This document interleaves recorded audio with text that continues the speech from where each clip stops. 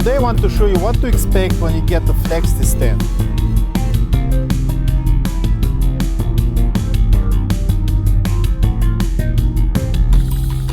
That's it, the booth with a view. Hey guys, I'm David Goldfarb. I do voiceover, but sometimes it can get a little echoey, so I found a solution. It's right here, VOMO Booth to Go. So now I'm inside and I'm ready to record, and you can tell how quiet it is in here. I mean, it really does deaden the sound. This is perfect. I can take this anywhere I want. You're all ready to go with VOMO Booth to Go.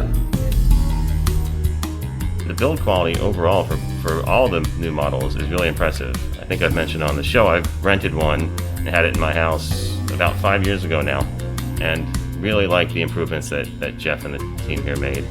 Really impressed with the build quality and the overall booth itself.